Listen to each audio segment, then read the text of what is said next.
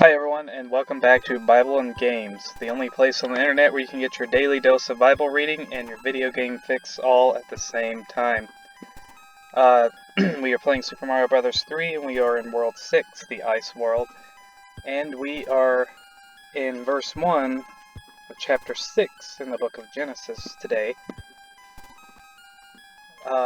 Remember these important things when we read the Bible. We should read it within context of the whole story. Don't take verses out of their proper context and lift them up to solely make it say something else. Everything should be understood literally as history and as actually happening unless otherwise stated in Scripture. Always compare Scripture with Scripture, of course. Let's get into... Oh, we got a card game here. Let's finish that up. Or do it. I like how the picture changes if you're Raccoon Mario. Then you're standing there as Raccoon Mario, or if you're Little Mario, then you're standing there and you're short and shrimpy. Mushroom. No! Come on, the mushroom's supposed to be the easier one to actually get. Honestly, I wasn't even trying that time, and it still lined up the bottom part right.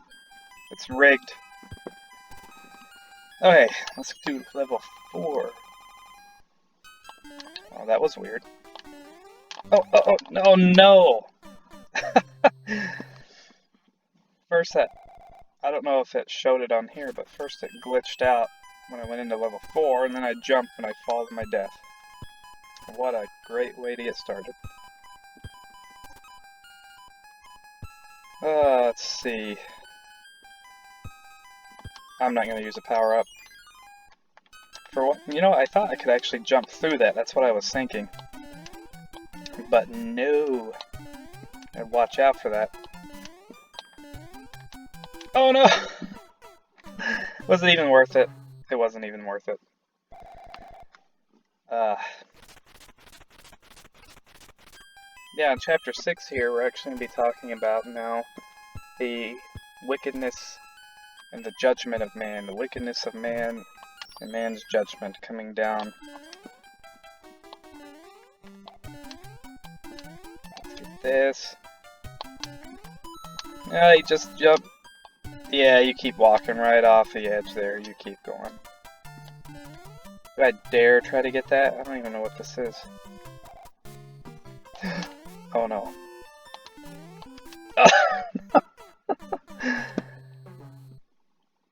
Sorry, I've subjected you to... What was that, the third time? Third time on that level. Of me falling to my death. You know what?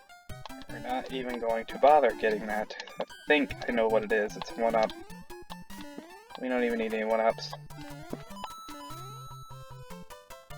Not because I'm not confident. I'm confident. I really can. I can do it. I just don't want to subject you to the many tries that it might take me to do it. Alright, here we go. Gotta be careful here.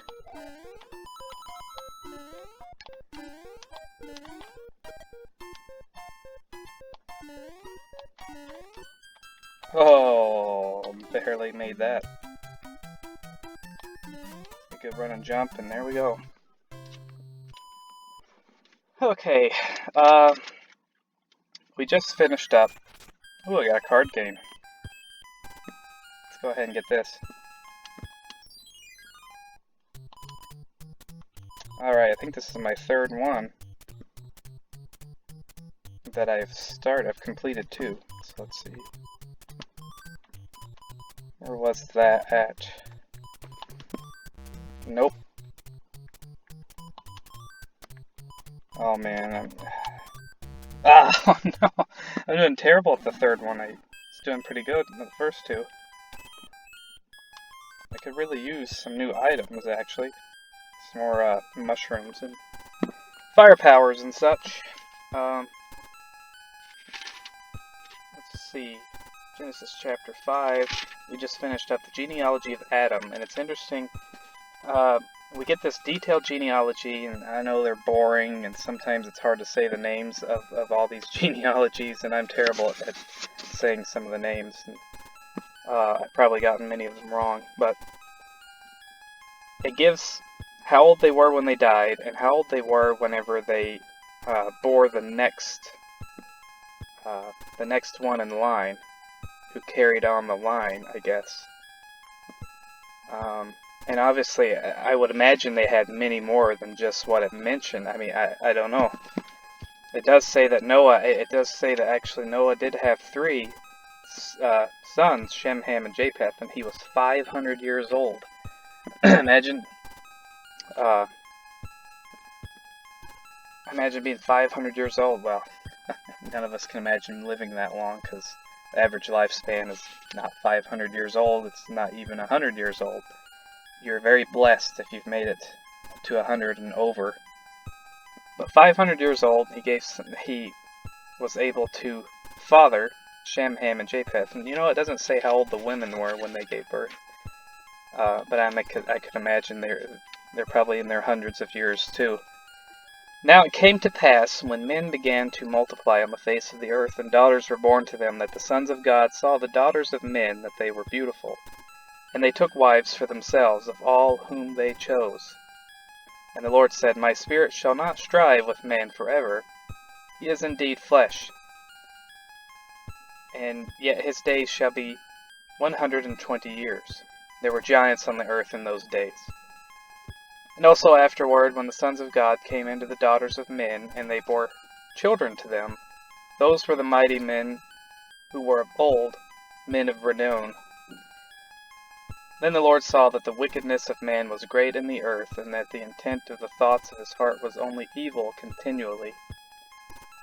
And the Lord was sorry that he made man on the earth. He was grieved in his heart. So the Lord said, I will destroy man, whom I have created from the face of the earth, both man and beast, creeping thing, and birds of the air. For I am sorry that I have made them. But Noah found grace in the eyes of the Lord. I think there's a song about that. But Noah found grace in the eyes of the Lord. Something along that. I won't subject you to my horrible singing off note. But now it came to pass when men began to multiply on the face of the earth. And of course here we've already got, I looked it up, and I did some calculations myself also, but I looked it up, and we're looking at about 1,656 years from the time of the creation of Adam in creation week to this point right here, where Noah is 500 years old. He's begot Shem, Ham, and Japheth, and God is already coming to the point 1,600 years later, which 1,600 years, that's a long time. But in the grand scheme of things, the Earth is, we could say, probably less than 10,000 years old, probably. It depends. That's all, there's no date written exactly. Could be subjective, but I can tell you one thing for sure. It's certainly not millions of years old. That's for sure. But a good estimate is that it's less than 10,000 years old overall. But you think about 1,600 years, and men have begun to multiply on the face of the earth. Well, of course that's how God commanded us to be fruitful and multiply. He commanded us to do that along with all the other critters and animals that he made too. He commanded them to multiply and be fruitful on the earth, which they have. Humans have too, of course. And you must wonder how many people are on the earth at this point. I mean, it doesn't talk about any of the other sons or daughters of Adam. Obviously he had daughters, because the first Adam's children would have had to have married their siblings, of course, in the beginning. And he obviously had lots of daughters, lots of sons. I think it said that, actually, that he had sons and daughters. Let's see.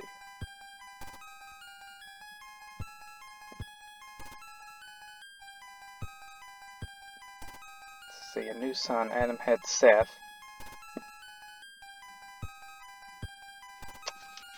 Oh. And the Lord said, at this point, it said, when men began to multiply on the face of the earth, daughters were born to them.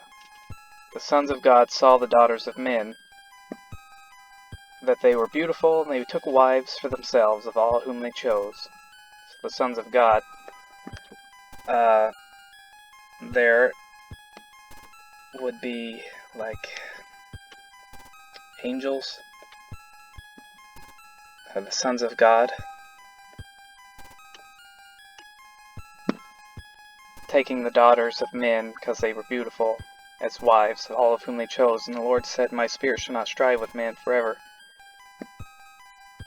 for he is indeed flesh, and his days will be numbered to 120 years. Okay, first we see that here. God's setting a time. He obviously changed something here and changed this to where men would start to be limited in how old we would live. And of course we know there's a lot of things that took place in the environment and the way things changed after the flood. It was a very huge catastrophic change in the environment that happened. And there were giants on the earth in those days, and also afterward, when the sons of God came into the daughters of men, they bore children to them. Those were mighty men, men of old, men of renown. The Lord saw the wickedness of man and how great it was, and that every intent of the thoughts of his heart were evil continually. Let's do this hammer, bros. Oh, barely jumped on him before he got a hammer out on me. Just think about that. The thoughts, where are we at today? You must wonder. I don't think there's anything else in these blocks. Sometimes there are. Like a mushroom, firepower. Where are we at today? And with all the evil we see today, I mean, I'm sure everybody can look and see and make a call on how just deprived we are in this country and in the world overall whenever we're slaughtering our own children in abortion mills every day in this country. Let's see, I'm not sure exact number right now, but how many children have been aborted. It's since Roe v. Wade, since they legalized abortion, or I should say legalized murder of the preborn. The most innocent among us. We see that, and we see, of course, all the other things that are going on in our country, just how deprived we are in everything we do. Look at the entertainment industry, look at Hollywood. So depraved. Look at Netflix and all of the things they have on there that are just sick, disgusting things. Completely deprived of any knowledge of God, of anything good or wholesome. The thoughts of his heart was evil continually. Just think about that. I mean, I always wonder that. Where are we at today? I mean, are we getting close to the second coming of Christ? When God's going to finally say, of course, in the end, and we know the end. We know how it's going to play out. We have the book of Revelation. We have a little glimpse into how this is all going to go down in the end. But, how close are we? Because God at this point was already fed up with all the nonsense of man on the earth. Their hearts being evil continually. Of course, we had the first murder took place very shortly after Adam and Eve, were kicked out of the garden for disobeying God. I will destroy man who I have created from the face of the earth, both man and beast, creeping thing, all the birds of the air. And he's going back, everything he's created, the birds of the air, the creeping thing. I'm sorry I have made them. Thank goodness, though, that we had Noah, who found grace in the eyes of the Lord. Otherwise, I mean, it makes you wonder, too, what would it already be, would it already have been the end there? Thank goodness for Noah, right? That mankind would continue on the earth. I mean, it really does make you think. I kind of like this level. This is Like I said, one of my favorite levels in Mario is, of course, the underground worlds. Give me that block. Look at that guy. He's trying to pick up that block and throw it at me. Who does he think he is? Just like that. So there's a secret. Oh man, I think I needed those blocks. One of them. And never mind. You. Get back. You annoying little beetle guys. I'm not even sure what they're called. The name of these guys. Let's see, because I think the only way... Actually, I think this is the only way to beat this level.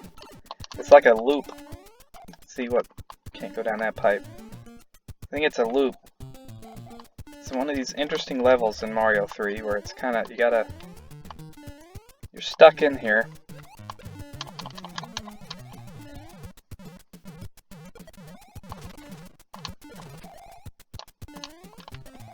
I really just want to get rid of you, turtle. You're in my way. Or you gotta figure out how to get to the end of the level before the time runs out. It's not linear like the other levels are where... Oh man, I just can't seem to get this block. Where you typically start off from the left side of the screen and you move towards the right. Left to right. Linear. Progression. Style. Let's see. Let's get that block. Oh no, you don't. You came back.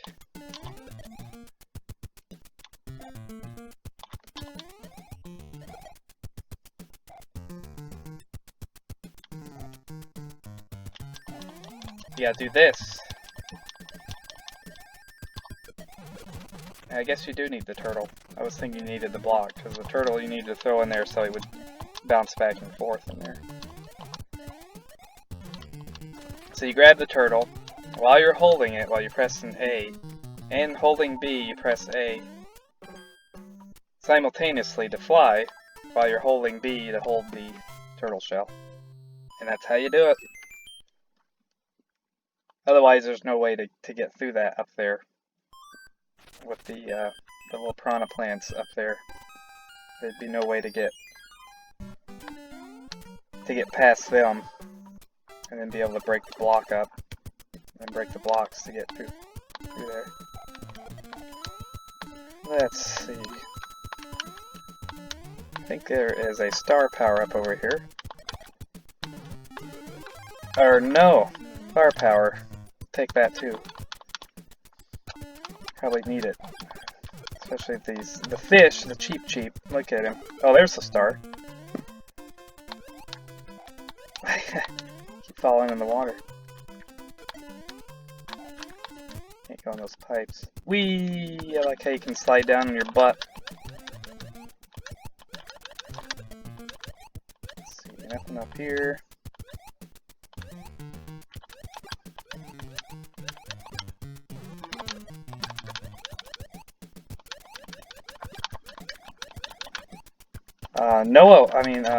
I talked about giants. We do know that there were giants. Goliath was a giant. He stood very, very tall, I think over 10 feet tall. Correct me if I'm wrong. I'm not sure exactly how tall he was. But he was a big guy. Giant.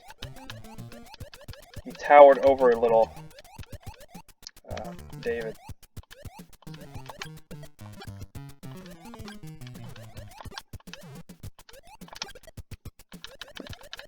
Can't go in these pipes, I don't think. Yeah, so it was very important to get that firepower up in this level.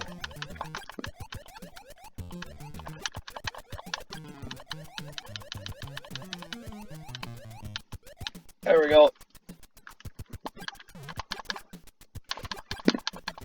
Very nice. Clear the way. Almost got it by the cheap again. Jumping out of there.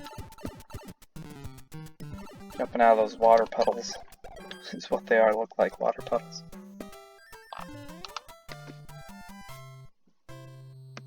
And we know, of course, things got bigger back before the flood, before the environment changed, too.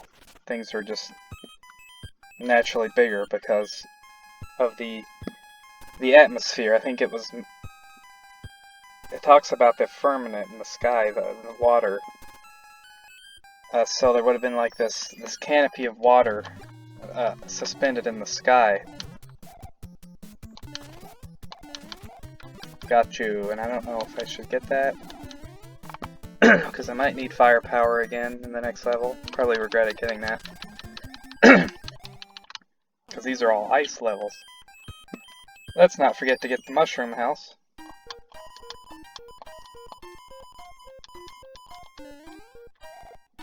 Let's get this one. Oh, yeah! Hammer Bros.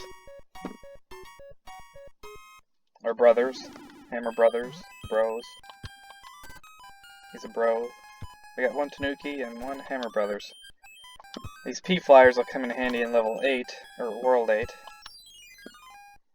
See if we can get some more 1-ups. It's about all you can get from this card game. If you can ever get it right. No! Really? I hit it was right on the star. Again. It was the same way, I'm telling you. I hit the button at the same time, and I got the bottom right, but I got the middle part wrong. I think no matter how you do it, it's rigged to be very difficult to get the middle section right.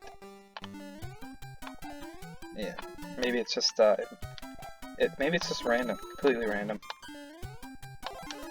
And the next one I do, I'm actually just going to randomly hit the button.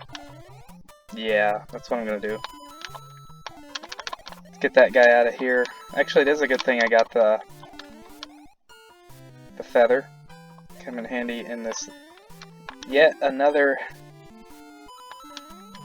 moving sky world. Or scrolling. Screen scrolls.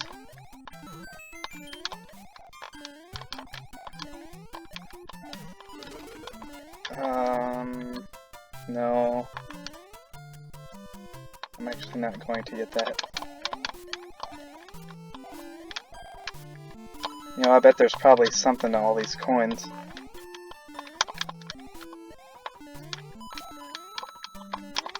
If you get all the coins, I bet.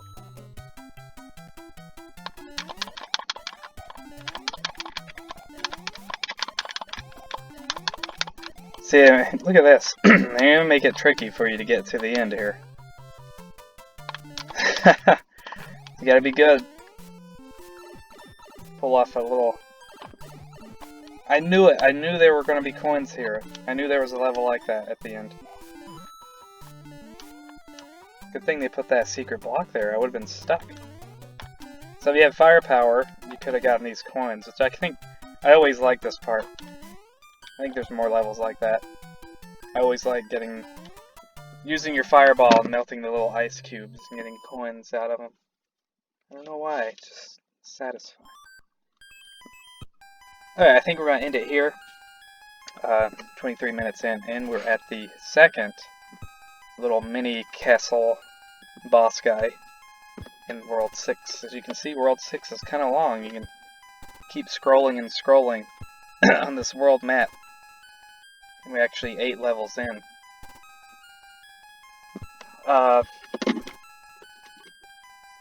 But yeah, went through the genealogy of Adam, and all the way up to this point. We have Noah at 500 years old, gave birth to Shem, Ham, and Japheth, and after that, of course, we have the wickedness of man and his judgment here in chapter 6. We'll pick up in verse 9 of chapter 6 in the next episode. Man has been so naughty, so terrible, so sinful, that God himself is sorry in his heart that he made him. But Noah was the only man who found grace in the eyes of God. So we'll see what happens. If you don't know the story, you can keep reading, or we'll find out together in the next episode. As always, please like, subscribe, click the notification bell to be notified of new videos I upload. I do this for me and also for you, so we can learn and grow together while reading through the Bible. Feel free to get involved by posting comments and anything you would like to add that pertains to the Bible or the game we're playing. Hope you enjoyed, and we'll see you next time. God bless.